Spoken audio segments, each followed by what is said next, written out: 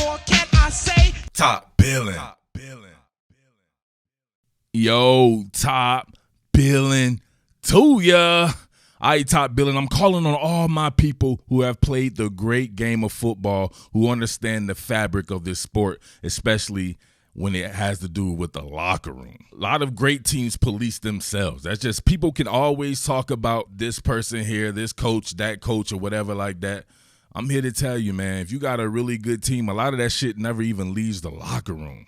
I'm talking about behavioral issues and all kinds of stuff gets policed out there, right there up in the locker room.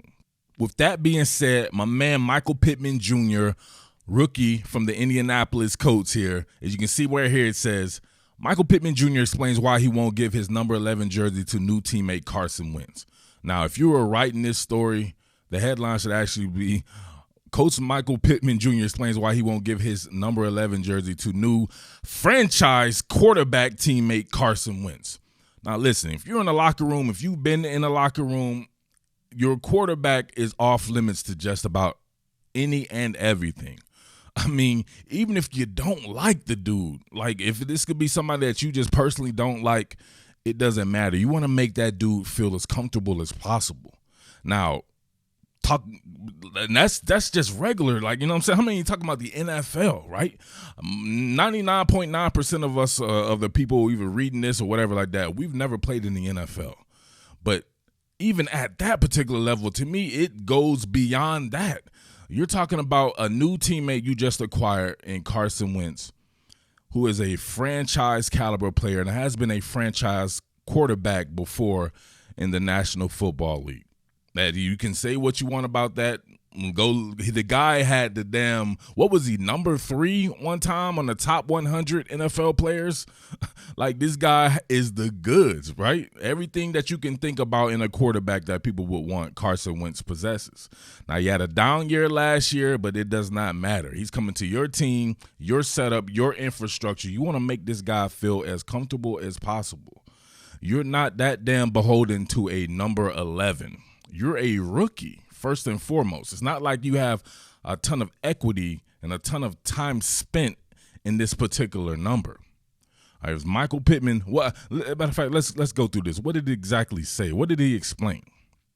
Right. So he said, I spoke to him, and he was just seeing like how locked in I was to number 11, and I told him that I was locked in.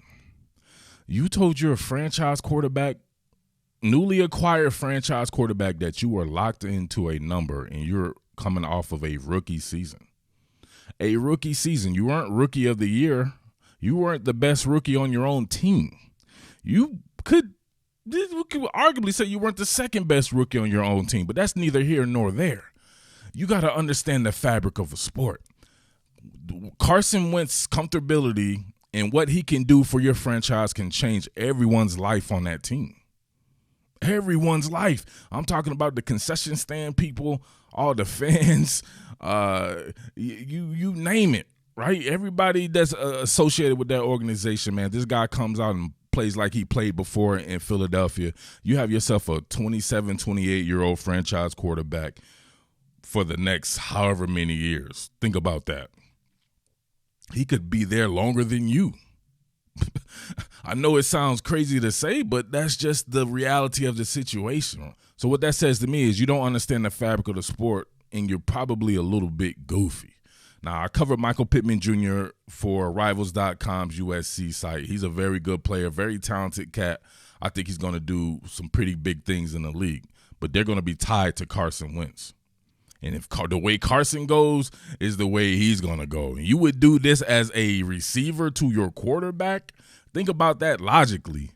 This guy has to throw you the ball, right? He has to go through his progressions and determine, like, hey, I want to throw him the ball in this progression, right? Suppose he gets, let me skip his read.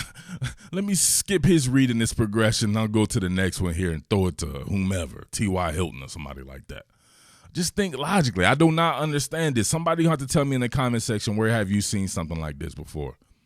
Not to compare Carson Wentz to Tom Brady, but we just saw Chris Godwin give up his number 12 jersey to Tom Brady. Now, he's a legend or whatever like that. I understand that for sure. But I'm pretty sure we've seen guys who weren't legends or something like that happen. We've seen running backs give up numbers to other running backs and all kinds of stuff like that. To me, this was a misstep by Michael Pittman Jr. And I want to know out there if you think they had a good locker room with some good veterans. See, that's why the Colts are very good. Most of the Colts' top players are like 26 and under. They have a very good young roster, and these boys are already in the playoffs or whatever like that. That's why they have, to me, an upward trajectory like you wouldn't believe.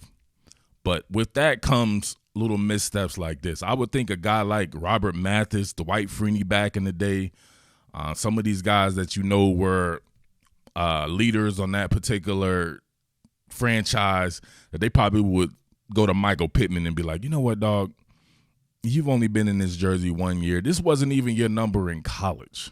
This wasn't even your number in high school. You've only worn that particular jersey number one season. We got a chance to do something special with this guy. Let's make him feel at home and make him feel as comfortable as possible. He then goes to say, he was like, that's cool, bro, because I'm probably going to switch anyway. Like, that right there would be awkward as hell. You know Carson Wentz does not want to switch his number. He put himself in position to be called one of the best players in all of the NFL at one particular point in time in that number, and it was his number in college. So he says it went really well. Like, he's one of these dudes, when he's talking to a chick for the first time or something like that, he probably bombed that shit, but he told all his homies, like, yeah, I killed it. I absolutely smashed it. We will be seeing each other again. It tells like he can't read the situation. So he said he's a cool guy. He didn't try to press me or anything. He asked me very respectfully, and I just appreciate him for that. I think he's a great dude because a lot of his guys with that status, they would come in and demand and stuff like that. So check this out. He is goofy. He already knows what time it is. If you go somewhere and you already know what time it is, bro, you got to do what's right. And that's what's right. Think about that, man. You said it yourself. A lot of guys with his status would come in and demand and stuff like that. He was just trying to read you in the situation. He could probably get the number if he wanted to be honest with you still. But it will be up to you to be smart about the situation. Like, you know what, man, I want you to be comfortable. This is not a number that I've had for a long time. I would be honored for you to wear this and take us and help take us to the Super Bowl and do great things in our career. But, yeah, that man going to have to get another number now. So we have to see Carson Wentz in another number. So a lot of people out there be like, well, who cares? It's just a number. If you play sports, you care. You care about all that shit, right? You care about your socks, your cleats, your number, everything. That's just the way it is, baby. That's just how it goes. So I want you guys out there to answer me that. With a good locker room, pretty much straighten that man out. You would have guys go to him and be like, come on, dude, give up your number. Like, we're not doing that here. He's a franchise quarterback. You could get the number back if he bombs. So think about that. If you're Chris Godwin, Tom Brady has a short window of opportunity to play because of his age. So you could essentially have given up your number for somebody that could only play 3 seasons with you or something like that. It didn't matter to him. He knew what the greater goal was. He did it for the greater good of the team, and that shit worked out. That man won that damn Super Bowl in that number 12 jersey. We'll forever remember that Tampa Bay team won a Super Bowl in its home stadium. We're going to have to see Carson Wentz wearing some number like 10 or some shit like that. I don't know. So answer that. So when Carson Wentz is sitting at home crying in the mirror, which number is he going to pick? And which one of these dudes should have whipped his ass?